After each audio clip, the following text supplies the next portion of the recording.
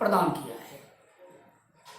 अब आइए संस्कृत विषयों की हम चर्चा करते हैं। हाँ, तो मैं जो बता रहा था कि शेयर, कमेंट, लाइक, इन सब प्रपंचों को छोड़ करके हमें संस्कृत का संवर्धन कैसे हो इस विषय पर ध्यान देना है।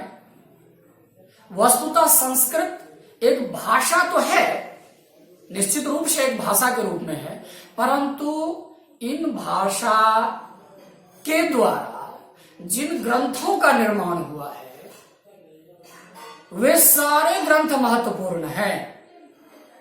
अब समस्या कहां आती है, तो हमें उसका अर्थ नहीं पता है।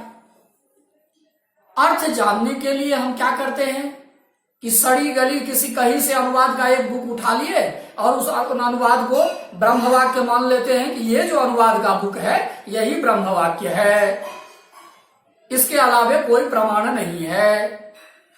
मेरे प्यारे बंधुओं, यहीं हम लोग धोखा खा जाते हैं।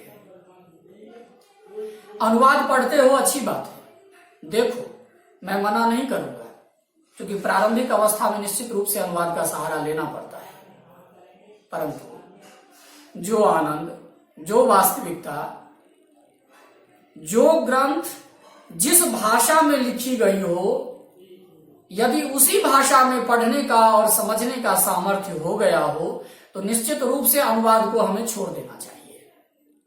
यह सामान्य नियम है।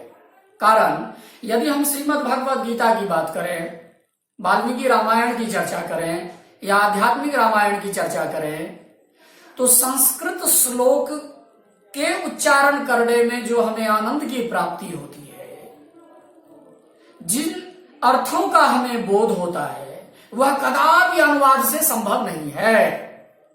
यह आप अनुभव कर सकते हैं, स्वयं पढ़ करके अनुभव कर सकते हैं। कारण श्लोकों का निर्माण छंदों में होता है। छंद एक गायन पद्धति है, हम उसको आनंद पूर्वक गा सकते हैं। और छंद का यदि ज्ञान हो जाए तो छंदोबद्ध रीत्या हम उन श्लोकों का उच्चारण करें, और उन श्लोकों का भले ही हमें अर्थ न आता हो, परंतु उच्चारण करने मात्र से हमें आनंद की प्राप्ति होती है। यह सत्य अनुभूत है, आप ही अनुभव कर सकते हैं। इसमें मुझे कोई सफाई देने की जरूरत नहीं है कि इस तरह से होगा, ऐसे होगा, जैसे आपको लगता है। हाँ, आप केवल उसको पढ़ने का तरीका जान लीजिए कि किस श्लोक को किस तरीके से हमें पढ़ना है और आपका उच्चारण शुद्ध हो। अब शुद्धा शुद्धि की जहां तक बात आती है, मेरे प्यारे बच्चों,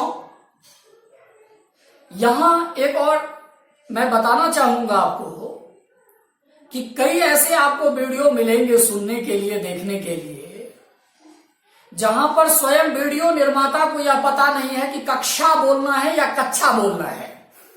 कक्षा और कक्षा में कितना भेद होता है, स्वयं उनमें समस्या है। हम यदि ऐसे भ्रामक वीडियो का अनुकरण करें तो पूरी जिंदगी में हम नहीं सुधर सकते हैं, और सरस्वती माँ भी यदि समझाने के लिए आ जाए तो शायद हमारा उच्चारण शुद्ध नहीं हो सकता है। कारण हमें सबसे पहले वर्ण के उच्चारण पर ध्यान देना होगा। ये मैं नहीं कह रहा हूं कि सारे वीडियो निर्माता ऐसे ही हैं या अज्ञानी हैं, परंतु इतनी वीडियो की भरमार हो चुकी है कि जैसे एक होड़ लगा हुआ है, कंपटीशन, संस्कृत शिक्षण कला, इंग्लिश शिक्षण कला। अरे भाई, पहले स्वयं तो जो बना रहे हो तो अंग्रेजी सीख लो अच्छी तरह से। केवल गो एंड गॉन बोल देने से कोई अंग्रेजी का शेक्सपियर नहीं हो जाता है। गच्छति पठति भवति कर लेने से कोई संस्कृतज्ञ नहीं हो जाता है। अब संस्कृत की जहां तक बात है, तो जो मुझे अनुभव हुआ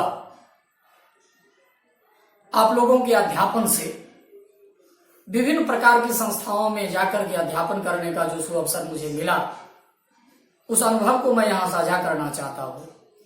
क्योंकि एक शिक्षक के जीवन की मूल संपत्ति यदि कुछ है तो वह छात्रों का समूह ही होता है।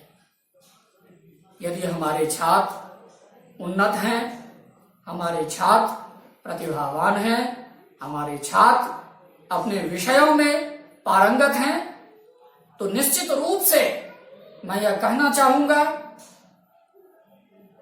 कि हमारे जितने भी शिक्षक हैं, उन शिक्षकों के हृदयों में वो आनंद की प्राप्ति होती है, वह प्रवाह सा बहने लगता है, वह धारा सी प्रस्फुटित हो जाती है कि वाह, जिन छात्रों को हम लोगों ने पढ़ाया, ज्ञान गंगा में डुबोया, वह छात्र आज निरंतर उन्नति के पथ पर है।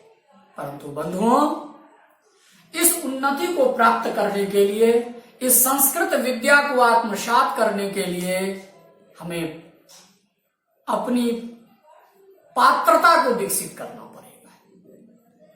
पात्रता अपेक्षित है।